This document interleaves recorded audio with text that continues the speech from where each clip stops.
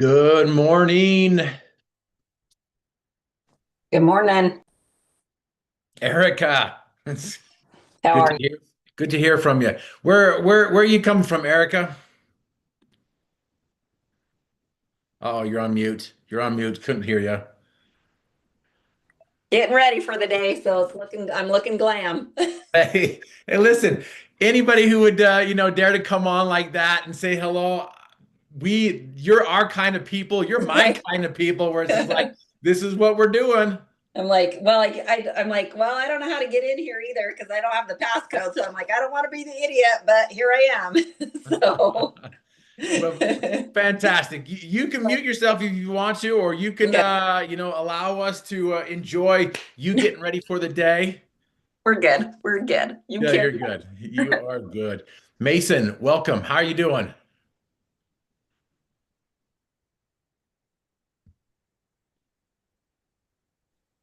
I'm good, brother. How are you doing? Doing well. Where are you coming from? I'm at work right now. What part of the country? I live in Okay, Sandy, Utah. perfect, perfect. Welcome. Anahi, so glad you're here. How are you doing? I'm so good. I saw you on that last call. Absolutely. That's all we do, right? We're Yeah, I didn't know you knew. I didn't even know you knew Tony. That's awesome.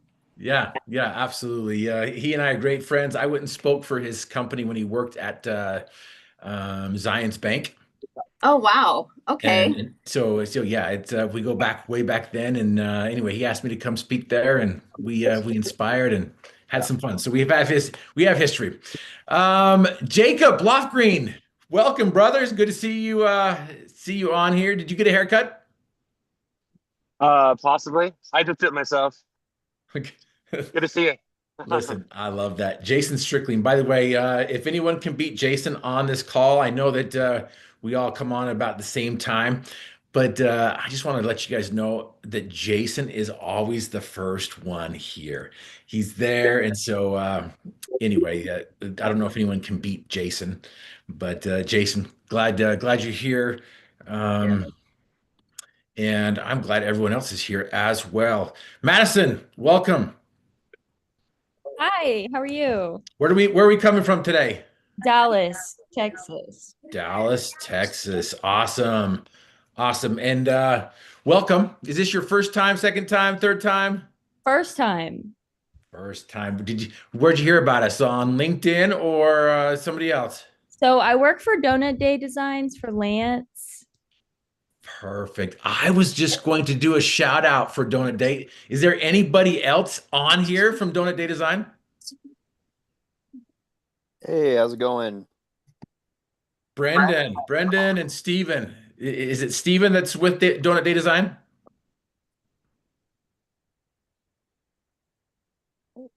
I think it's just me and Maddie, it looks like, from what I can see. Perfect. Brendan and Madison. By the way, you guys, welcome. I'm apologize for last week. The Oh no. technicalities here. You guys got the wrong link. What happened here? I found out that whenever anyone signed up, they were getting a link that was unique to them, and the first Gotcha. person to use that link was the one that got on, and so everyone else was stranded. They had to use the old link that.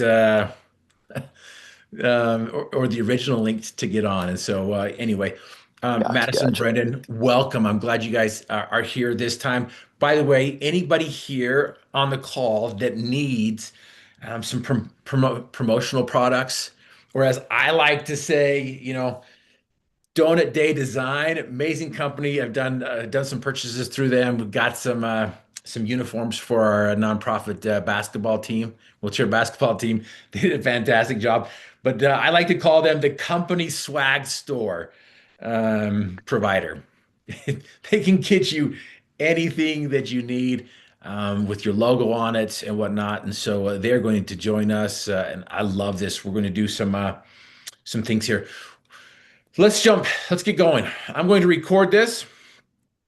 Would love for you guys to be um, on on screen so I can see your facial expressions, your body expressions, communication. Majority of communication is done through body language, and I just love to see your guys' faces, see how things are doing. Erica, you have an excuse, you have an exception. You don't have to be on here, since you're getting ready for the day. But I do want to jump on here, and I do want to put in the chat if I can right now. Some of you guys are reaching out and saying, "Hey, I didn't get the client portal. I didn't get access to the information." And so I'm just going to put that in here right now, and you guys can copy and paste and go to it after this call is finished. But that is where the access, where the information is. These calls are being recorded. They're going live on YouTube as well, and so you can have access to the calls that are recorded. You also have access to the material that I'm kind of sharing with you throughout these weeks, and so if there's something that you want to go back, you want to focus on as a team, that link right there will take you to the client portal, and yeah, you'll have access to that. If you have any problems with that, just reach out to me, text me and my team, email me. You can email me directly, jeff@griffinmotivation.com, or our support staff, which is support@griffinmotivation.com as well. And if by chance you have any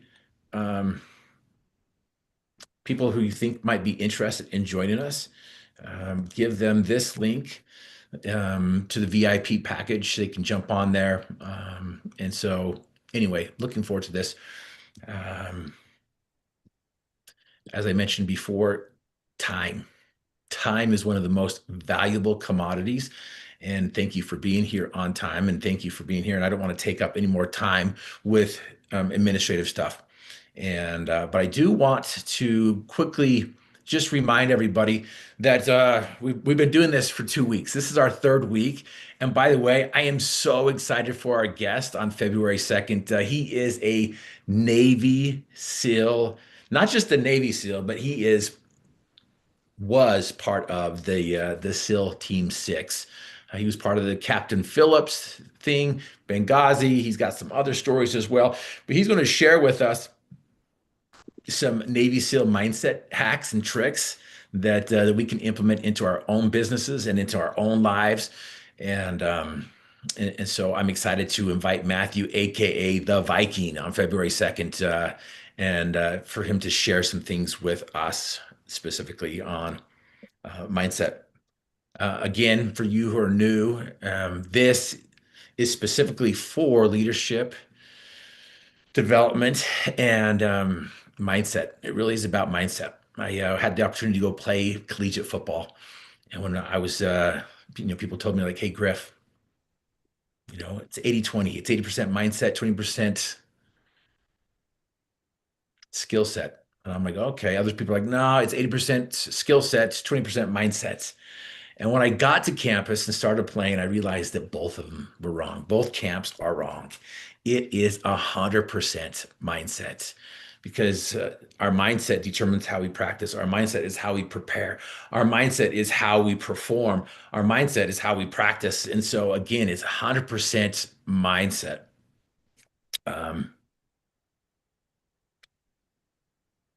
And so I'm excited. I really am. I'm excited to share some of these mindset things that I've done over the years, that I've used and I've implemented with these companies that I've spoken all over the country as well. And I'm excited to bring in my friends who have developed a mindset that is going to just impact their results. So before I jump on here, first week, we talked about dream weaving. We talked about the dream. What is your vision? What is your mission in life? What is your purpose? What is your passion? Now, I know some of you guys are like, I belong to a company that is paying me money to execute. And perhaps that may be your mission to support somebody. I don't know if there's anybody in here who is like the best number two. You've tried to be number one for yourself. You're like, yes, I am going to be just the best number one. But I don't know if anyone has tried that and you're like, you know what? No, I've just realized that, yes, I am the best number two. I don't know if there's anybody in here who's like, yeah, I am the best number two. And you're like, I enjoy supporting other people. And that's great. Um, but again, what needs to happen here is, if you're on your own by yourself or with a company, you need to have a vision. You need to know what it is. And dream weaving is that technique that we talked about that helps us understand what we want. And that technique is to simply look at what it is that you don't want and experience that visceral experience to where you're like subconsciously, you're like, I know exactly what I want because this is exactly what I don't want.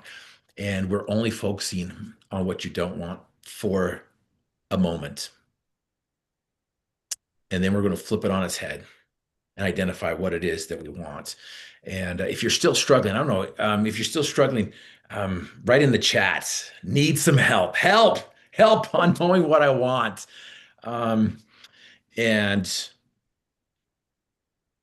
we're going to come back to that as well as we go throughout these weeks to take a look at what we're doing. For example, next week we're going to be looking at roles. Like, what is your role? How many roles do you have? And there may be a dream, and there may be a vision statement. There may be something that you want desperately in each one of those roles. And so we're just going to find the simplicity on the far side of complexity. And so hopefully you will trust the process. Hopefully you'll trust our process. And so we just introduced the dream weaving technique. If you want more information on that, go to the client portal. There is a course specifically just for dream weaving. It's called Dream Weaving. And so you can go and grab that as well in the client portal. You can take a look at the link that I've put in the chat. Last week, we talked about desire, if you recall. And the desire is simply a thought mixed with emotion. And I shared with you the stick man. And we went and we just illustrated what that stick man is. And it was one thing that just completely changed my life. I wrote a book after 2004, after I got done from the Paralympics representing that. I'm like, how did I get here? How did I get here to where I was told I wouldn't. I was the youngest trust manager there at the bank at the time. I was told I wouldn't make the team. There's 2,000 wheelchair basketball players in the country. I bet you didn't know that. There's only 24 that get an invitation. There's only 12 that make the team. And so I'm like, how did I do this? I was given a 0% chance when I got hurt to have kids. I was given a 0% chance of getting married, not because of me and my wheelchair, not because of my wheelchair, but just because of who I am. But I was married, had 2 kids at the time, 2 more than the doctors told me I could ever have. And I'm like, okay, how did I get here? How did we do this? And I started to think back of all of the things that we did, and all of a sudden, just this divine download, and the book came to fruition. It's called "I'm Possible: Desire, Dream, Do," and it's the origin story of my journey. And I just discovered some things here. And after I finished, I'm like, okay, now I have a chance. It took me only 10 weeks, start to finish, to get that book complete. It was like divine download just coming. And once I was done, I had a chance to read. And I picked up a book, Napoleon Hill. I know I mentioned this last week, but I just wanted to quickly refer to it again. But Napoleon Hill, Think and Grow Rich. If you haven't read it, I would recommend getting that, reading it with your team, reading it on your own. But it's amazing. And as I started reading this book from Napoleon Hill, Think and Grow Rich, I'm like, oh my goodness, people are going to think that I have plagiarized this book because there was so much familiarity, with my book and this book as well. And so, loved it. And I'm like, you know what? I need to go into this more who knows Napoleon Hill? Is he even alive yet? And I realized that he's not alive. But I'm like, was there somebody who knew who he was? And I did some research and found out that Bob Proctor is a huge fan of Napoleon Hill, and he was still alive at the time. And I'm like, I got to go meet him. So I went to one of his conferences in Arizona, and I showed up. And Bob shared with me this stick figure that just kind of all the pieces fell into place. I'm like, oh my gosh, this is a perfect illustration of what I have written in my book, Impossible, Desire, Dream, Do. Now, desires are thoughts mixed with emotions. Dreams are crystallized desires. And we're going to get into the do as well. And so, if you and your team do not know what you want, I would recommend to take some time and to get crystal clear in what it is that you want, because what we're going to talk about today, which is the daily dime, is part of that footing, is part of the P squared mindset that I shared with you last week as well.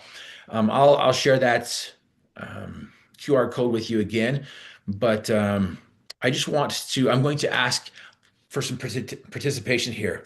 And I'm going to share my screen with you here. And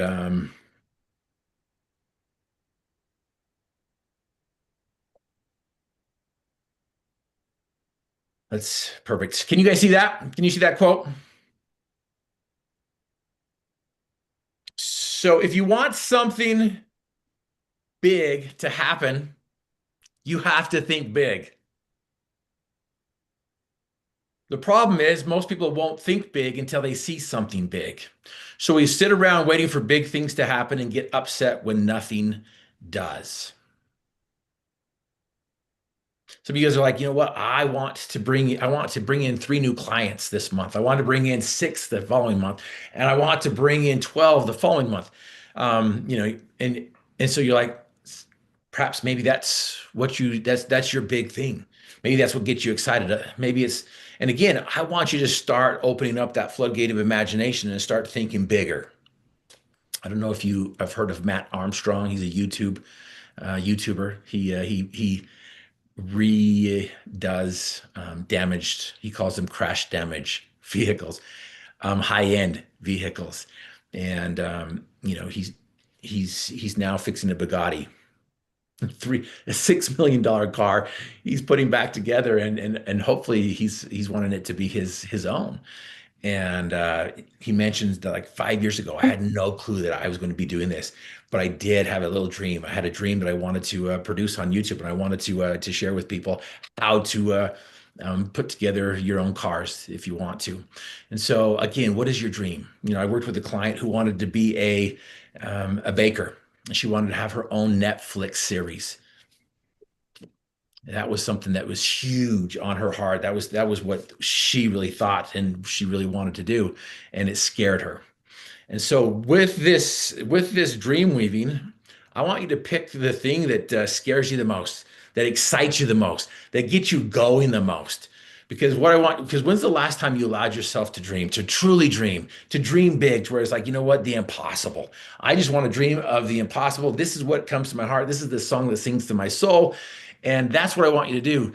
I want you to do that with your team. I want you to do that with yourself. I want you to just do that around you, because once you allow yourself to dream in 4K, and once you start to weave that tapestry of dreams that's going to hang on somebody else's social media wall, the world just opens up. You stop living the life of gray and start living the life of 4K. And it's just amazing. The colors, the smells, the touches. And so, but there's some specific things that we need to do in order to get there. Because how many of you guys have been told that if you purchase A, B, and C, you're going to get X, Y, and Z? And so you get A, B, and C, and you end up with PDQ. You're like, that is not what I was promised. That is not what I wanted. And so you're like, I don't know if I can trust the process. But the first thing you have to do is, if you want something big to happen, you have to think big. The problem is most people won't think big until they see something big. So we sit around waiting for big things to happen and get upset when nothing does. So be specific on what it is that you want.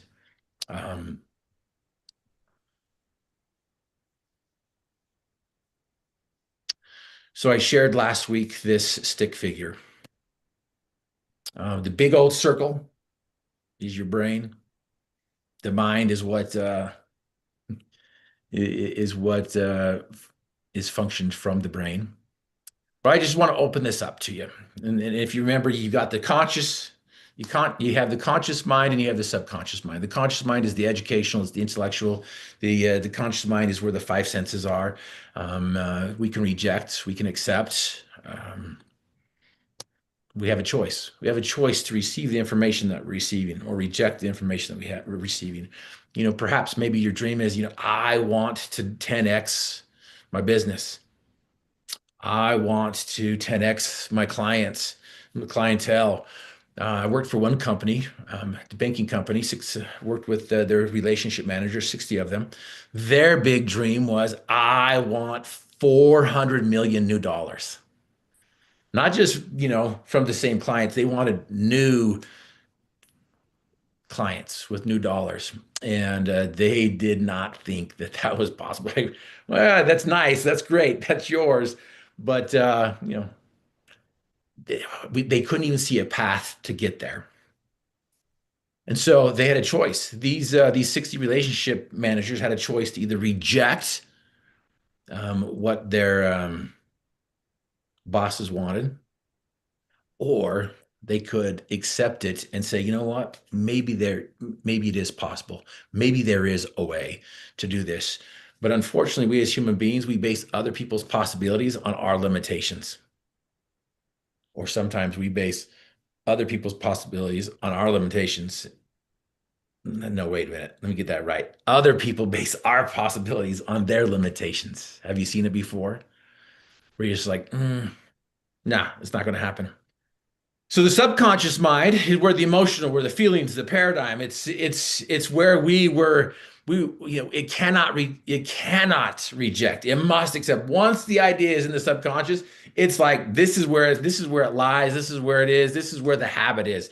And so my question to you right here is, after this quick reminder of the conscious and subconscious mind, I want to open it up. Which one do you think produces more results? Is it the subconscious mind that produces more results, or is it the conscious mind that produces more results? Because we're all here to get more results. We want that big thing to happen in our lives. And I would love to hear from a couple of you, if you wouldn't mind raising your hand or putting the little reaction raise button here. But I'm going to stop sharing and just open it up to get your guys' thoughts and opinions here. According to your team, according to you, according to your community, according to what you've done in the past, where would you say most of your results reside in? Is it the subconscious mind or is it the conscious mind? Anahi, please join us. Go off mute. Yep. What do you think? It's the subconscious. Yeah, come on in. 95, So obviously this room, comes from the subconscious mind. and then up these stairs in the hallway here. I think somebody has. Can you guys hear me? Yes. Okay. We're muted. We've muted everybody. Please share with us. Yeah. So I would say most of our decision making comes from the subconscious mind. About 95% to 97% comes from the subconscious mind, and only 3% to 5% may come from conscious mind. Okay. I love that. And so how did you come up with that conclusion? Actually from the programming that I've done with Tony Childs and Bill Banta and Nicole for the past year and a half. I've been in their program, and I've been actually rewiring my subconscious. It's kind of like I explain it like a ball of yarn, and all of my upbringing and all the things have kind of like unwound. And so now my past experiences are all like just a string, no longer tied up in my emotional thoughts and stuff like that. So, but that's where I learned it from Tony.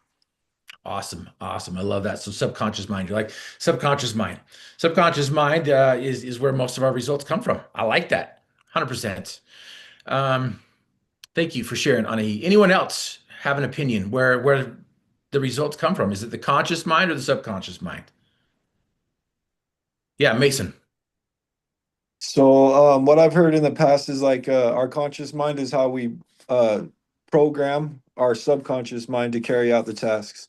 So like our subconscious mind is like the tool that we use to handle all the things in our life. Our conscious mind, the small percent that we do use, is used just to set the programs and the habits and the things that we want our subconscious to carry out through life. So are you agreeing with Anahi that you're like subconscious, the subconscious mind is where most of the results reside in? Yeah, 100%. I think all the results kind of reside in the subconscious mind. It just takes like the effort of the conscious mind to get it right. So what about grit? Where does grit come into play? So grit, I think, is like the place where at the beginning stages when you're programming your subconscious to handle the things, you got to make sure that you can push through the hard days and work when you don't want to work and show up when you don't want to show up and make sure that you're doing the things so that you can build the habits that will eventually become second nature because our subconscious mind will integrate them and use them in life. So what I'm hearing you say is that we can reprogram our programming. Yes, 100%. I think we have to. Okay, interesting. I like that. You said that we have to, unless your programming is perfect. You're like, you know what? This is exactly the type of program that I need. But what's interesting is what I've learned is what got me here won't get me there. But there's certain processes that will always get us to the next step. There's certain processes that are going to get us to the next level. And so that's why I love focusing on the processes and the strategies and the systems, because this processes and systems is what's going to get us to the next level. And some of these levels we can exponentially just quantum leap. We can instead of going incrementally, step by step, a degree by degree, sometimes we can leap if we understand the process. And so again, if you've learned a process early on, don't abort that process. Jump onto it. But there is some programming that is keeping us from the type of results that we dream and desire. Jacob, did you have a comment? Yeah, so my background as a massage therapist, can you all hear me just fine? Yeah. I have recently, I've done 12 years of massage therapy, and I've recently been doing more energy work as a part of my service, I guess I've offered. Mhm. Um, and really, that's mindfulness accessing that subconscious mind. And I've realized people hold on to these knots and these traumas inside of their body, and they access those through their subconscious mind. So I am on the same wavelength there. We access so much of these traumas. I think earlier I was talking about the yarn being undone. Um, those are in our subconscious mind. We can access that. It takes some work. Um, but 100% agree with that subconscious. We can release those traumas, those misconceptions, and but it does take a little bit of our conscious mind to access this mindfulness, the breath work. And so that's pretty much all I wanted to say. It's been I amazing. Like I can heal someone. Actually, they heal themselves. Someone heals themselves so much quicker than I've done in 12 years of massage therapy by accessing that subconscious mind and releasing that themselves through that mindfulness, that breath work. Um, and I'm kind of like, where was this my whole time? But it's amazing. So it's yeah. good. Thank you, Jacob. And some of you guys might be thinking, "Whoa, this is a lot of woo-woo stuff." I thought this was leadership stuff. I thought this was resilience. I thought this was mindset. And what's interesting here is every minute you doubt it's possible, you give up 60 seconds in finding the solution. So I'm inviting you, if there's something that just is like resistant to you, you're like, oh, this is like so resistant, I'm just going to reject it. I would invite you to maybe step back and take a look at that and say, you know what? Is it possible? Is it possible that I can 10x my results by doing the same amount of work and just work smarter? Just work smarter. Gina, please share with us. So this idea of subconscious is, I mean, it pretty much runs 97% of the show, but we have to realize that we have to shift. We have to be willing to shift our paradigm which is the way that in which we grew up. I mean, I grew up hearing all the time, money doesn't grow on trees. And I have a money tree in my house that my parents gave one of my kids, right? You know, it has branches with a bunch of dollars on it.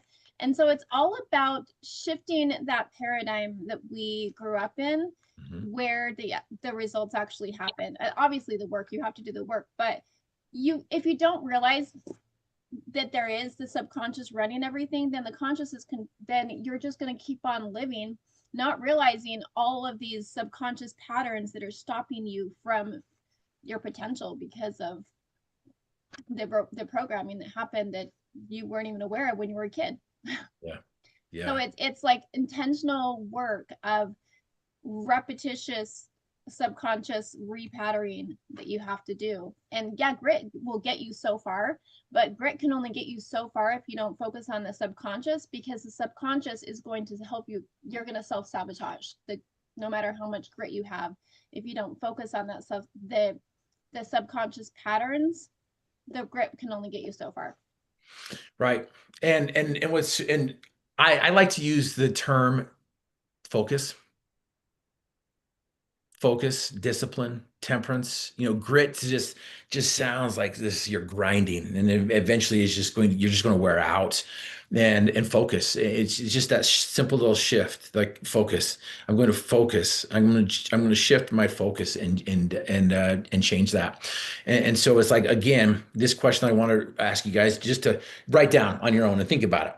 Which one do you put more stock in? Which one does your company put more stock in? Do they put more stock in the conscious stuff? Do they put more stock in the skills and the tool sets and all these other, the top of the line items that are coming out? You know, I've gone around and spoke to all these companies, and they're all the same. You give them new tools, you give them new skills, but if you don't give them new thinking, you don't give them a new mindset, they're going to use the same tools and the same skills the same way they've done before in the past. And so which one do you put more stock in? Is it the conscious? Is it the subconscious? Maybe you're like, maybe I'm a little open. Maybe I'm more open to this idea of this subconscious idea that, most of my results are done through the subconscious. And, I've done this activity for 30 years. I do it with my students as when I was an educator. And it was just a simple way to illustrate this idea of, do we do things habitually through the subconscious, or do we do things because we make a conscious decision? Now, if George Bernard Shaw is accurate, he says that 2% of the population think, 3% of the population think they think, and 95% of the population would rather die than think. Man, which camp are you in? Are you in the 3%? We're like, I think, I thought. Now I'm so confused. I'm like not doing anything. Are you part of the 2% that you know for a fact that you think I always say that there's a careful way and a casual way. And there's a lot of people who just love living life in a casual way. And I think there's some times to do that. We all want certainty. We all want certainty at times, but we also want a little bit of chaos and a little bit of creativity. And so where does our results come from?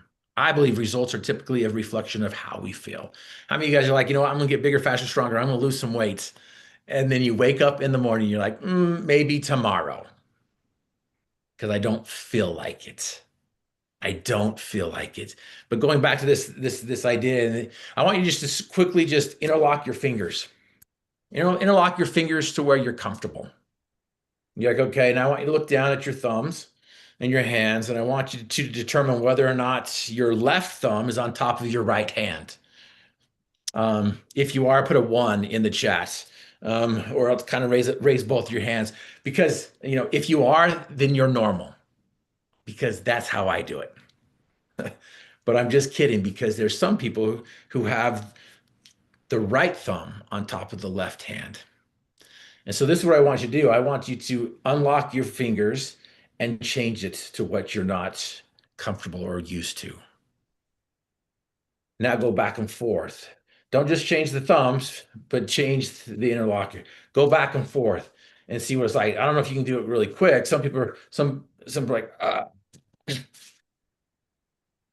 what's the first thing that you experience? What's the first word that comes to your mind when you experience that? When you went from what is normal, what is comfortable, what is habitual, to then forcing yourself to something that you haven't done before. Type that in the chat if you will, please. That word, that one word that you experience. Some people are like, ooh, icky. Others are like, didn't like it.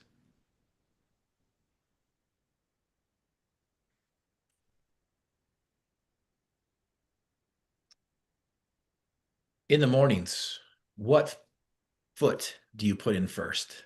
Is it the right foot into the pants or the left foot into the pants? Or is it both feet that goes into the pants? Fold your arms. Fold your arms where you're comfortable. Look down. And now is your left arm on top of your right arm? If so, you're normal, because that's how I do it. Have you noticed how we always expect other people to do the way we do it? We expect other people to think the way that we think. And so again, what I want you to do, if that's the case, I want you to just switch it. Switch it and see how that feels.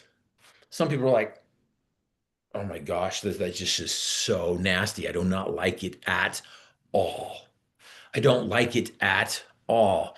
And so again, going back to this idea of how much of this is determined because of our subconscious? How much do we do things because it feels a certain way?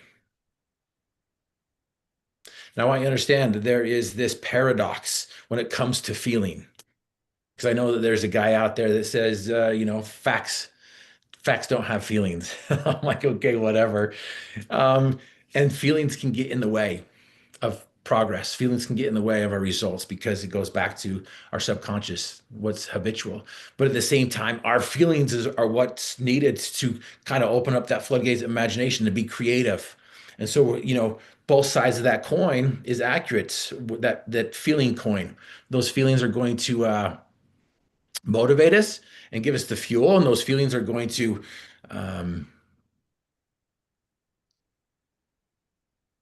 create some setbacks if we're not conscious about what happens and where it came from. And just a reminder, after our Navy SEALs Team 6 guest comes in February, my next guest is going to be a neuroscientist from Cambridge University in England.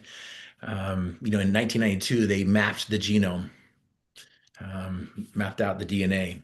And Dr. Eid and his team, they have identified 54 genetic markers that identify what lights you up, that motivates you on a genetic level. And it's just beautiful and brilliant. And they've been able to do some assessments to help you find yourself on a genetic level. And so I've partnered up with him. I go subconscious with dream weaving. He goes molecular with meet yourself, and we come back at the end to where these individuals know themselves. They know who they are on a psychological, on a behavioral, and a genetic level. And Dr. Eid is going to come on here and share some things with us. And if you have any questions, please ask him as this neuroscientist expert that understands the brain, understands what's going on here. But where do we get our information from? They say, depending on what studies you look at, but from 5 to 8 years old is when the subconscious mind is completely open to all the information and all the programming that's coming into your life.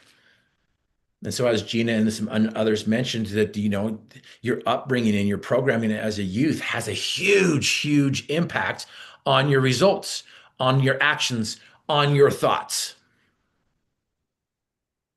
And that's why the counselors and the psychologists always go back and blame it on mom and dad. It's mom and dad's fault. I don't know if I have any parents on the call here. I have 4. And what's interesting is I've learned that my kids idolized me when they were younger. And when they grew up, they villainized me and demonized me. And I was like the worst thing ever. I had 0 answers. And then eventually they come back out and they humanized me. They're like, dad was a little bit better, and he knew more than I gave him credit for. And so again, that is true. But there has to come a point where it's like, you know what? I'm not going to blame mom and dad. I'm not going to blame my results. I'm not going to blame my environment. I'm not going to blame X, Y, and Z. And eventually we have to take upon ourselves the responsibility to change our results, to change our thinking. The solution to pollution is dilution. The solution to pollution is dilution. There's a reservoir down in southern Utah that gets all their water. St. George gets all their water from. And I was talking to the person in charge of the reservoir and the water, and I'm like, "What happens if the water is contaminated? Do you take out all the water and start over again?" He's like, "No." He's like, "No, the solution to pollution is dilution. We just put more good water in there. We put in fresh water in there." And so again, what we have here is we have a formula, we have a process that's going to help us get the results we want. So if you want to change your results, you're going to have to change your mind. I know this was kind of a long-winded intro to the Daily Dime that I'm going to share with you, because this is the technique that is going to help you, give you the system and the process to make that change happen, because it doesn't happen in just one time. It doesn't happen in 2 times. It doesn't happen in a week. There has to be a consistent, persistent, concentrated, and resilient routine in place. And so we don't want to complicate things. We want to make things simple. That's my whole shtick here, is like, how do I find the simplicity on the far side of complexity? What's the simplest way to do this? I would invite you to memorize the E to the P formula. It's the endless possibilities formula. I got this formula from Think and Grow Rich. Napoleon Hill calls it the faith formula.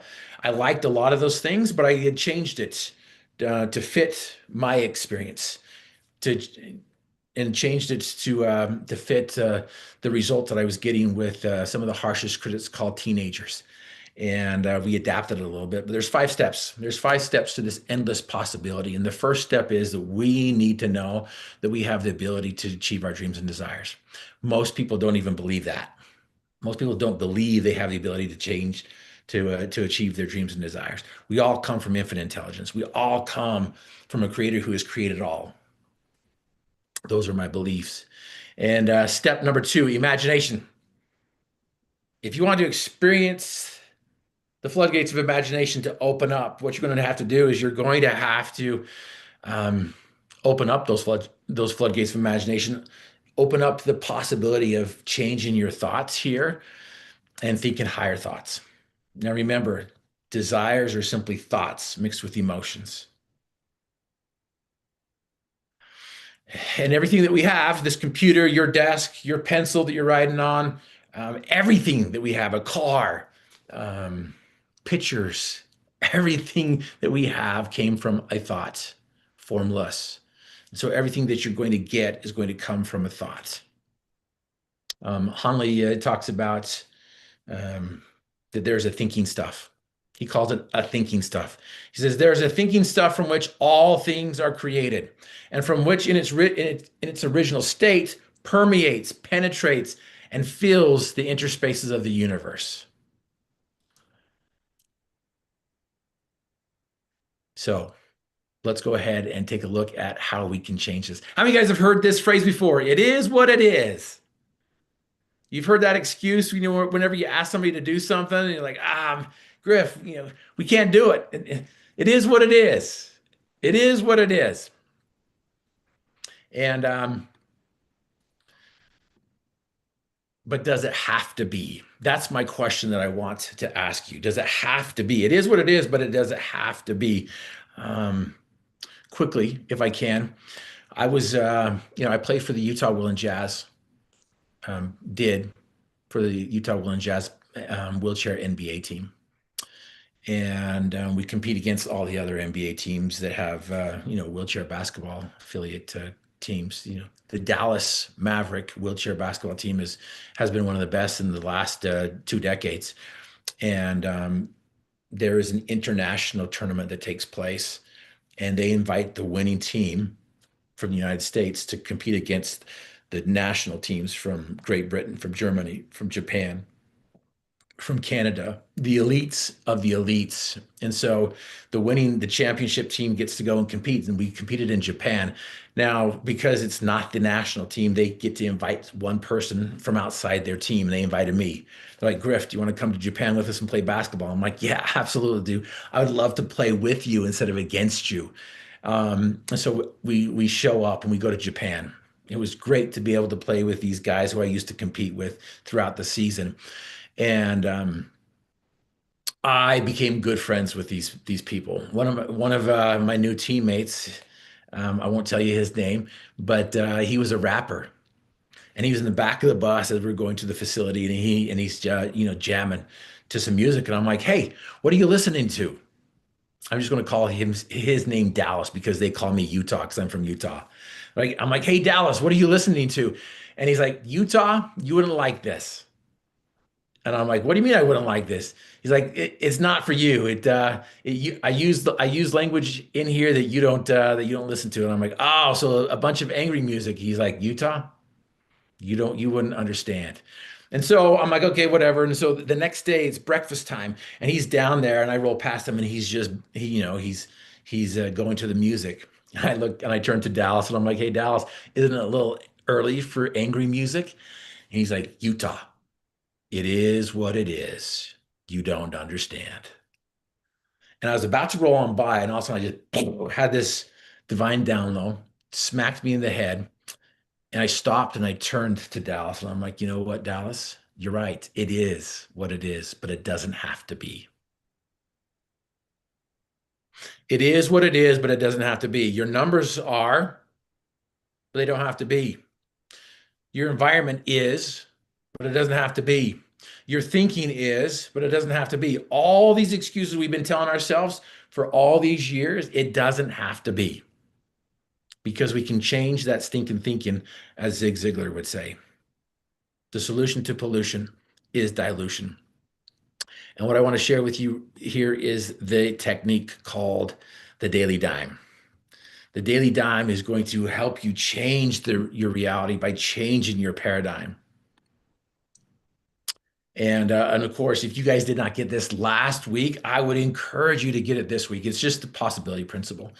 It is one of those powerful tools that are simple, just not easy no, I lied. It is simple. It's just not easy because our paradigm creates that opposition. There's going to be opposition to your optimism. And so this is what it is. The P squared will change what it is.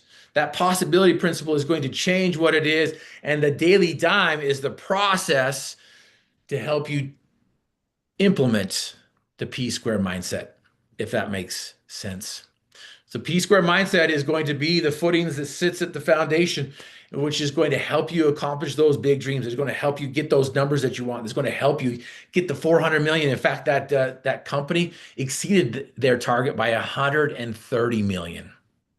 530 million they got that year, and they didn't even think they could get 400 million. And so what's your dream? What's your number? What's your targets? What is it that you're searching for and seeking after? The daily dime is that process. Now, you guys, you can get this book if you want to. If you go to griffinmotivation.com, if you get 2 books, shipping is free. You don't have to. You can just go to Walmart, or you can just use a piece of paper from the printer. You can just get a little notebook that costs 10 cents from Walmart to do this. But I want to share with you the process behind the daily dime. Now, part of that E to the P formula talks about the third step. This third step in the process is, in order to open the floodgates of imagination, I must harness the carnal and competitive mind of man and cooperate with the spiritual and creative mind. and trust in those feelings that lead me to a higher desire. And this is where Napoleon Hill talks about autosuggestion, self-talk. And he says that you need to spend 10 minutes a day doing that. When I first read that, I'm like, 10 minutes? I can't even focus for 4. And so that's where the daily dime came into fruition was, you know what, though? I can spend 5 minutes in the morning. I can spend 5 minutes at night. And that's the routine. Step number 5 in the 10-step process that world record leaders follow and finish with exactness is the Operation 252. And the first building block of those 5 building blocks that holds up your bridge, that gets you across from that divide, from where you are right now to where you want to go, is to start a routine, to have those holy habits and righteous routines in place. And one of those things for me is the daily dime. First thing in the morning, immediately. In fact, I was just at an event this weekend at the Pendry there in Park City. His name was Naveen, multi-figure exit from his company, 9 figures, went to Yale, went to Princeton, just brilliant. And he validated this process called the daily dime. He puts a glass of water on his nightstand the day before, the night before. So when he first wakes up in the morning, he can grab a glass of water and drink that. And then he goes into some meditation. He goes into some other things as well. And so I'm going to invite you to implement the daily dime these next 21 days. Actually, that's too far. That's too far. I just want you to implement the daily dime these next 7 days. First of all, you got to know what you want. And by the way, this possibility principle, this principle of that which we persist in doing becomes easier for us to do. That's something that you can do part of the daily dime. You can write it with your non-dominant hand to remind yourself that, you know what? Yeah, the things that I learned before in the past was uncomfortable. It took some time. And so give yourself permission to fail, because failures at first are triumphs that last as long as you just don't quit. So again, the possibility principle is going to help you do this. And so again, this is the daily dime. This is basically the daily dime right here. It's 2 pieces of paper. Two pages in the book. That's why I'm saying that you guys can do this at home in a notebook if you want to.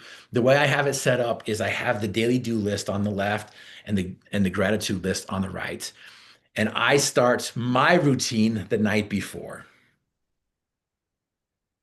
My morning routine begins at night, kind of like Naveen. Naveen puts a glass of water on his desk, but my morning routine starts the night before, right before I go to bed, because I want to percolate and I want to sit in that goodness that I have created with my thoughts. Because I don't know if you've realized this and know this, but how many of you guys, like, you have a chat with your wife or your family and you go to bed angry. You have just got done arguing.